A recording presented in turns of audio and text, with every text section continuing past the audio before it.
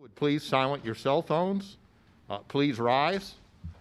The flag of our nation in place. By the numbers, please render a hand salute. 1, 2. Legislative Director Lawrence Montreal of Virginia will deliver the invocation. Please uncover.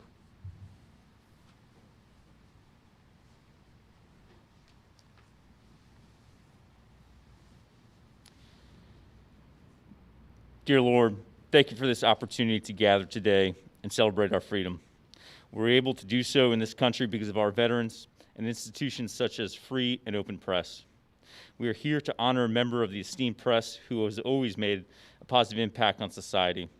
We will always remember that the same constitutional amendment that grants us a free press also guarantees us the freedom to worship you in a manner that we please. In your name, amen.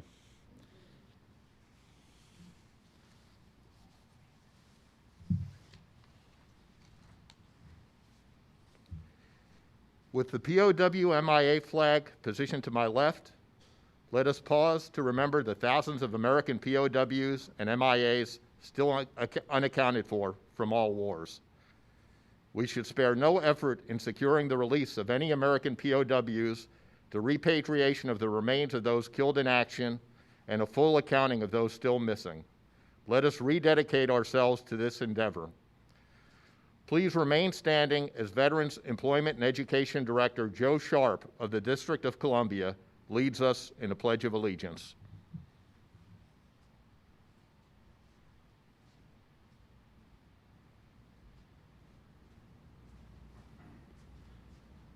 I pledge allegiance to the flag of the United States of America and to the republic for which it stands, one nation, under God, indivisible, with liberty and justice for all.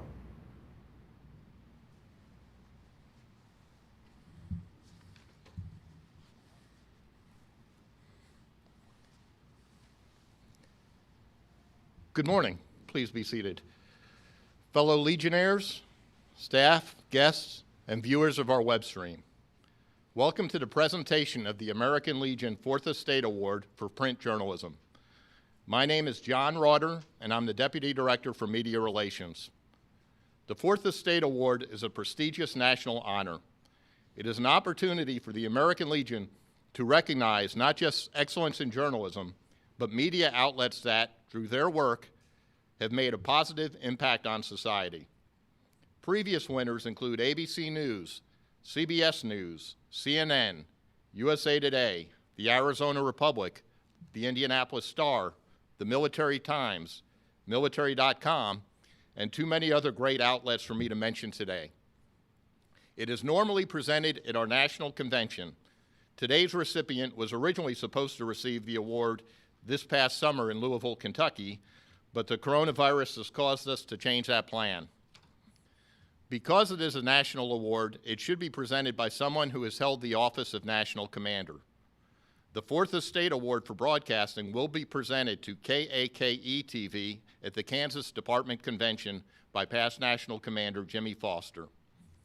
The Fourth Estate Award for Online Journalism will be presented to the Milwaukee Journal-Sentinel at the Wisconsin Department Convention by past National Commander Denise Rowan. The man that I'm about to introduce this morning is no stranger to the media. Dan Dellinger of Vienna, Virginia, was elected National Commander during the 95th National Convention of the nation's largest veterans organization on August 29, 2013. He is a Vietnam-era veteran of the U.S. Army and left the service as a captain in 1984. During his historic year as National Commander of the American Legion, the Department of Veterans Affairs faced perhaps the biggest crisis in its history. Records were manipulated, most notably in Phoenix, but also many other areas, and veterans died in regions around the country as they waited for lengthy and unacceptable periods to receive essential health care. Adding insult to injury, extravagant bonuses were awarded to VA executives who were in charge of failing facilities. National Commander Dellinger was the first leader of a major VSO to call for the resignations of the VA secretary and his top lieutenants. A few weeks later, those resignations were tendered. Even in its worst days, Commander Dellinger stated the VA was a system worth saving. During his year in office, he gave hundreds of interviews to newspapers, television, and radio stations. He appeared on CNN, Fox News, MSNBC, and on the Sunday morning CBS show Face the Nation with Bob Schieffer. He demanded accountability. Since his term in office, Congress has passed significant reforms to bring accountability, whistleblower protection, and better service to VA. Though there is still much work to be done, today's VA is a far better healthcare system than it was 7 years ago. Many of the reforms can be traced back to the loud and unmistakable message delivered by our next guest. Ladies and gentlemen, past National Commander Dan Dellinger.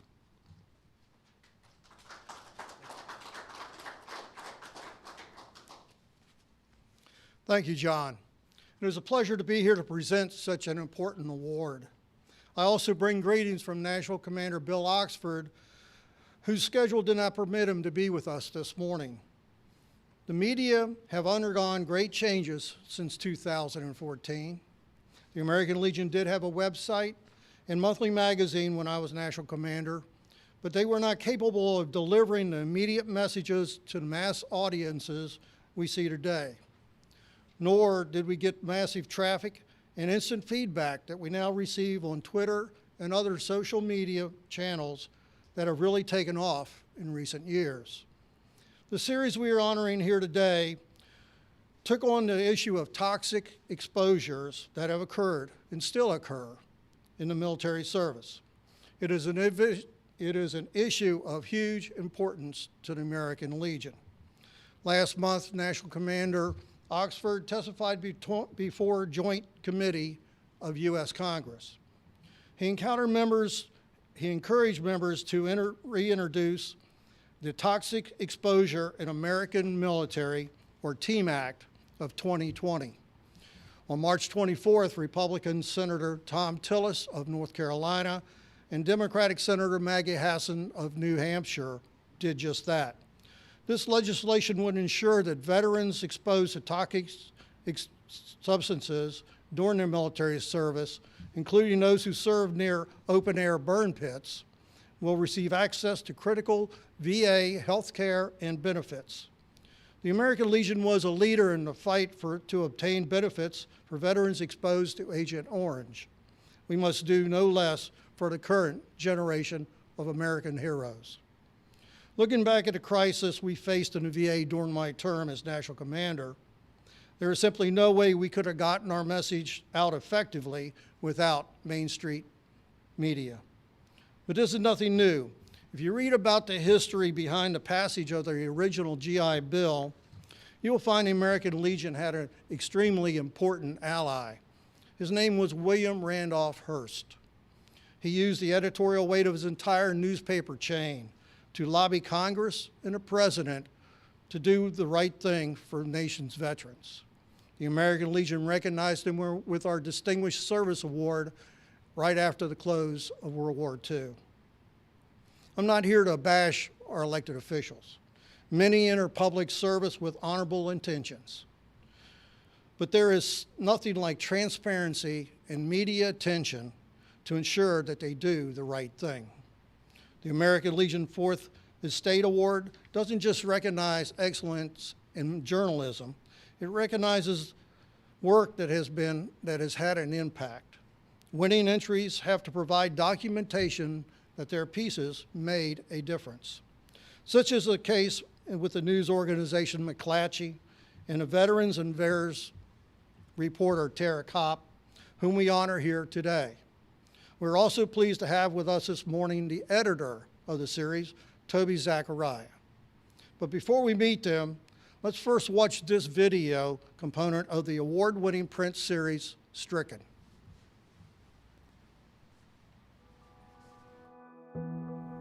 My fellow citizens, at this hour, American and coalition forces are in the early stages of military operations to undermine Saddam Hussein's ability to wage war. I was in Iraq, I was with my brothers, thinking like, I'm in war right now. You're in that rough, crazy environment. You're ready for it, so to speak. trained for it. But cancer is like a different monster. When I was diagnosed with cancer, it was more like, I'm fucked. The life expectancy of multiple myeloma is 5 years. 5 years. You can't do nothing in 5 years. That's when it all hits you. Why did this happen? I got cancer because of my service in the military. And there could be hundreds, thousands of other veterans behind me getting cancer from their service.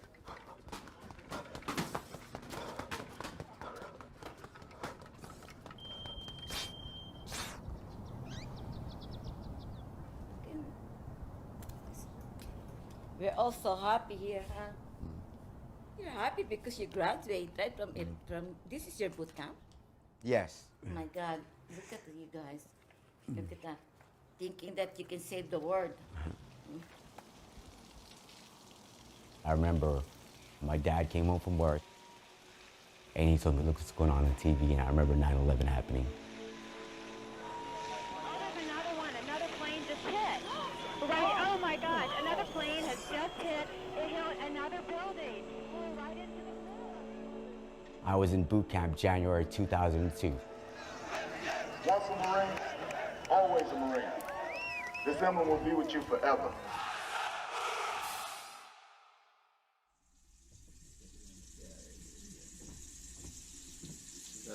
That'll show you what you really have left.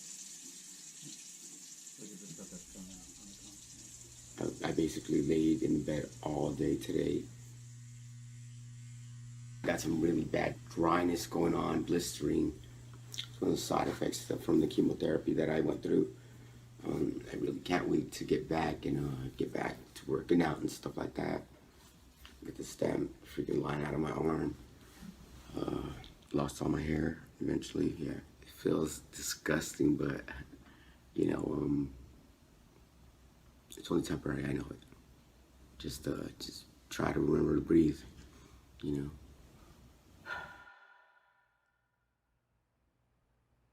What made me realize that the cancer was related to my service in the military was other veterans.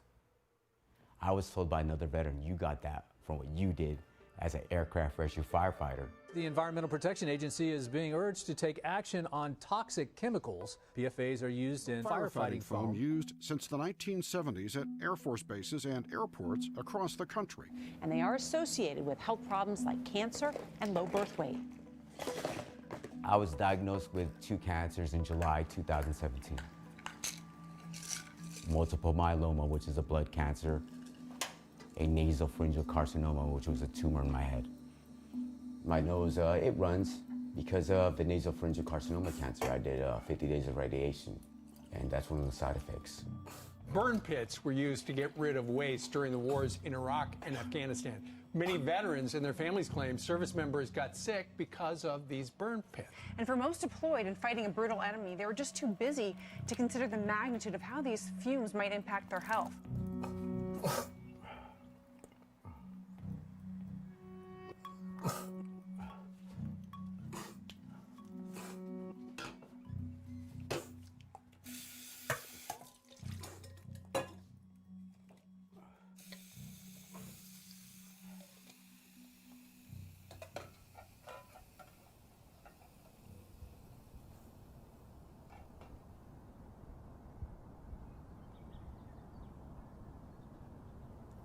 I've done a lot of stuff in my life already. Like I joined the Marine Corps, went to war, got on the boxing team. Now we're gonna get you a good girlfriend.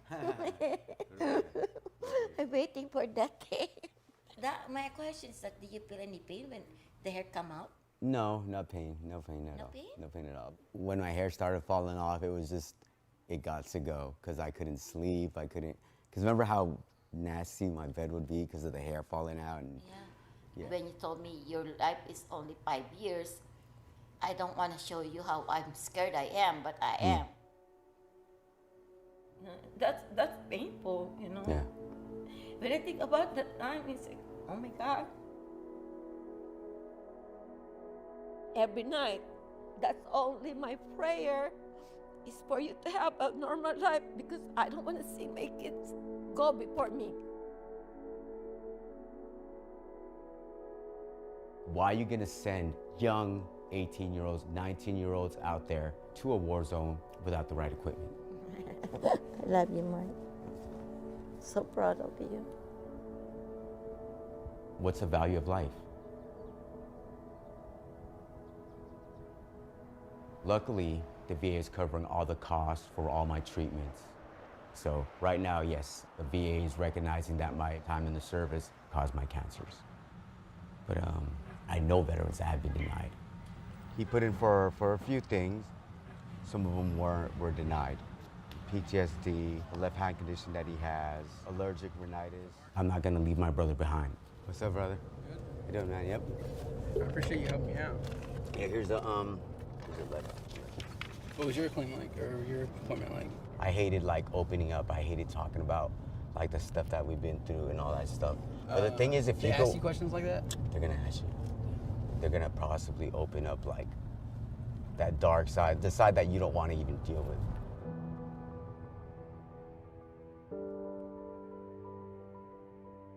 Not all people that are lost in war are lost in battle. They come back with nightmares, PTSD, cancer. Let me move forward, Father. Give me strength, Father. Give me rest, Father. Let me walk in your way, Father. Let me walk on this water. You do ask, like, God, why me? Walk on this tightrope that I'm walking. Now I realize, oh, okay, that's why. Good work. Let me fight the good fight, Father. I get it now. Let me live in your way, Father. Because I'm supposed to help people out.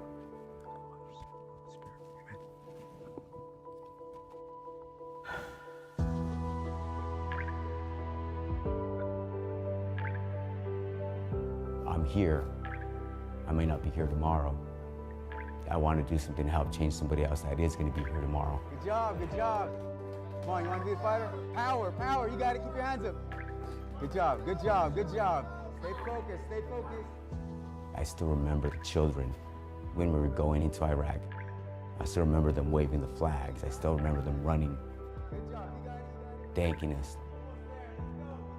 I would do it all over again. Even if it gave me cancer, even caused me death. Because helping people is like kind of like in me. That's it, you guys got this. It gives me purpose. Great, good job. I'm just gonna keep moving forward. Got it, looking good, looking good. Keep going, stay focused, stay focused. And I hope I made a difference in somebody's life. Good job, guys, good job, everyone. Pretty simple, I guess, right?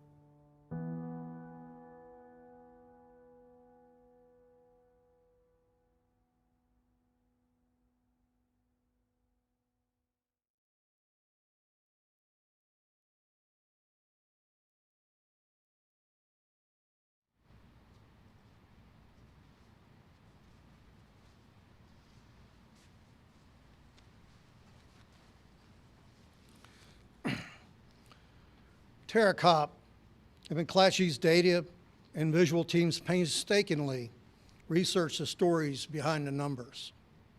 The stories of cancer clusters experienced by our military aviation community. Stories that revealed rising rates of urinary, prostate, blood, and pancreatic cancer in cancer patients or patients at VA. Did the stories have an impact? Days after the series was published, VA Secretary Robert Wilkie told McClatchy he was, quote, very concerned about the cancer rates. At a conference in November 2019, one of VA's chief researchers promised to make toxic exposure a major subject of VA research in fiscal year 2021.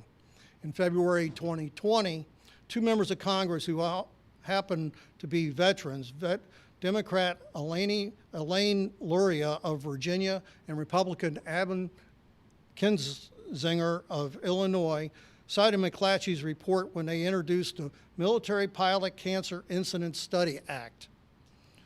The bottom line is that the series Stricken is not just high quality, but it's also high impact. So without further delay, I would like to present to McClatchy the American Legion 2020 Fourth Estate Award for Print Journalism. Tara and Toby, would you please join me?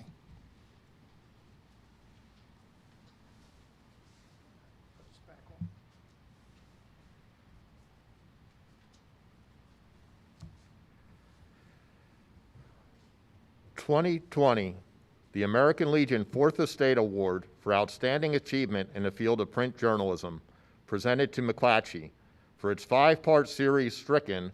Military and Veterans Affairs correspondent Tara Kopp investigated nearly 2 decades of raw cancer treatment data among veterans.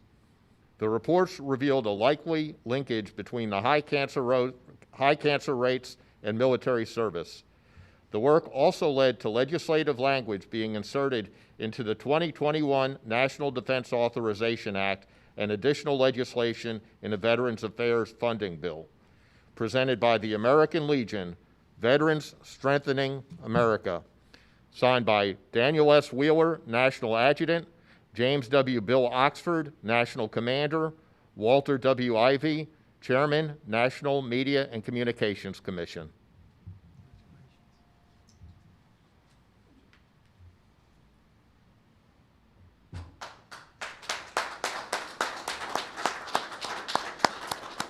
You'd like to say a few words.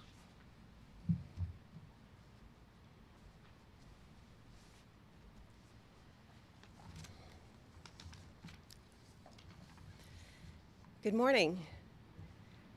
My name is Tara Kopp. I was McClatchy's Military and Veterans Affairs correspondent. On behalf of McClatchy, our stricken project editor, Toby Zakaria, videographer, Reshma Kirpalani, video producer, Meta Veers, and data journalists, Shirsho Dasgupta and Ben Weeder, we want to thank the American Legion for recognizing our work on veteran cancer rates. This project started with a hunch. In 2003, just days before shock and awe, I was an embedded reporter driving around a Kuwaiti airbase with a National Guardsman.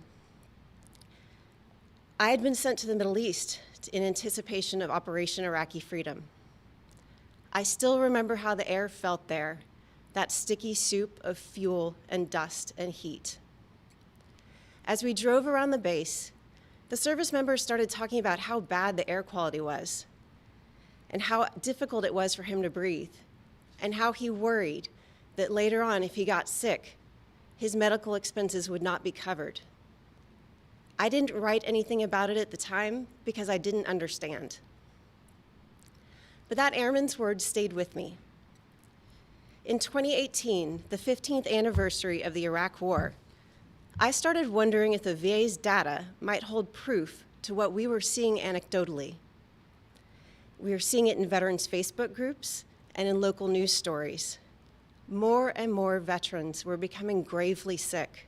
Many reported rare cancers. Some of those suffering weren't even 40 years old yet. Those service members had been exposed to dangerous toxins, both overseas and at home. Smoke and ash from the burn pits, cancer-linked compounds in the military's firefighting foam, jet fuels, solvents, and radiation that pilots and ground crew were exposed to on flight lines and flight decks. After more than a dozen Freedom of Information Act open records requests and endless hours of number crunching with data reporter Shirsho Dasgupta, we saw terrifying trends emerge. We found the VA's rate of treatment for urinary cancers had risen 61%. In specific cases in the services, like in the Marines, blood cancers were up 30%. Liver and pancreatic cancers across the board were up 96%. Along the way, as we sought comment from the VA, we were told, there's no story here. And my favorite, the premise of your story was false. That the data on whether burning pits of plastic, human feces, and ammunition could make troops sick was still inconclusive. But the veterans and their surviving spouses simply had a stronger voice. The VA's argument that there's no story here paled in comparison to discovering that 4 commanding officers at China Lake's elite weapons testing base, all former top Navy aviators, had all died of cancer in relatively quick succession, or that the Air Force had found clusters of brain cancers among its F-15E Strike Eagle pilots. Our stories opened the floodgates. We heard from veterans across the country about their similar experiences. It led to McClatchy's groundbreaking December 2019 story on K2, Karshi-Khanabad, Uzbekistan, the former Soviet base where US sent forces weeks after 9/11. K2 not only had burn pits, it had a black goo of decades of old Soviet and Uzbek jet fuels and solvents that oozed from under service members' feet. It had the remnants of enriched uranium and chemical weapons from crumbling Cold War storage sites. And over the 4 years it was home to 15,000 US troops, those 4 years, it was used as a base for 15,000 US troops to launch attacks against the Taliban and Al-Qaeda. It didn't take long for those K2 veterans to get sick too. Hundreds report rare cancers. Thousands report neurological diseases, bone and joint illnesses, and reproductive challenges. But when they went to the VA, often all they got was a blank stare. K2 wasn't a place the VA recognized for toxic exposure. Men and women who had responded to the attacks without question couldn't get the government to recognize the health dangers they now faced. I know this is not just a post-9/11 story. It's a generational story. It spans Agent Orange, Blue Water Navy veterans, and Camp Lejeune. The good news is that media attention, not only from McClatchy, but outlets across the country, has swelled on toxic exposure. This week, toxic exposure was a featured story on NBC Nightly News. For veterans who have struggled, coughing on their couches at home for years, after serving in Operation Iraqi Freedom or Operation Enduring Freedom, I hope this momentum gives them some validation and encouragement to keep going. And it's not just media exposure, it's congressional action. McClatchy's reporting on veteran cancers, particularly K2, and the rising military pilot cancers, resulted in 3 pieces of legislation and an executive order that was signed by President Donald Trump on his last day in office. And that's just the beginning. There's a half dozen more pieces of legislation in the pipeline this year. Just yesterday, a coalition of veterans groups were on Capitol Hill with comedian Jon Stewart, who now champions their cause after advocating for sickened World Trade Center first responders for years. This September will mark the 20th anniversary of the 9/11 attacks. When we went to war, there was the urgency of response. In hindsight, it does not appear that the long-term costs of war were part of the equation. But that doesn't mean those who served and went should be refused care now. Finally, I want to dedicate this award to Mark S. Philmako, that Marine Corps firefighter you just watched in the video. He was one of the first young veterans to open his world to us, a world that had been forever changed because of his toxic exposure. Late last year, Mark's cancer returned. He'd expected that. Myeloma has a 5-year survivability rate. He began radiation and chemotherapy treatment. In December, still fighting that fight, he contracted COVID-19, and his body couldn't fight them both. He died December 27th at the age of 41. Now his mother, Ludi, fights for him. She told me, "I just lost my son. I don't want any more sons to be taken away."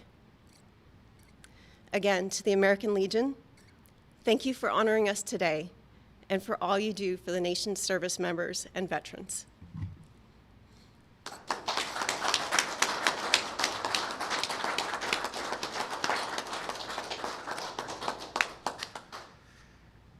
Congratulations again to McClatchy.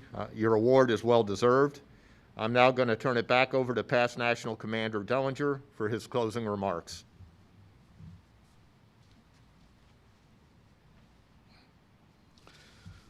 I want to also congratulate Tara, Toby, and the entire McClatchy team. It's great that you're here in our Washington office. I have no doubt that you and our staff experts of VA&R, Legislative, VE&E, and National Security divisions have many issues to discuss. I want to thank all who are here today and the viewers on our web stream. I now call on Lawrence Montrell for the benediction and to close us out with a salute. Lawrence.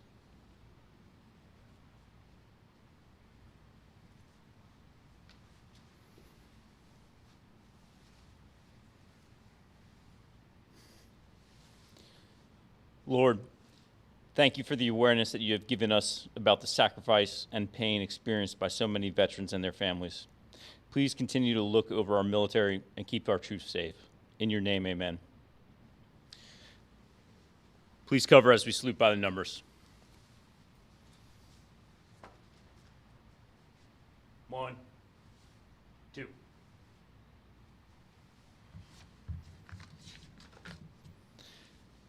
This concludes today's presentation.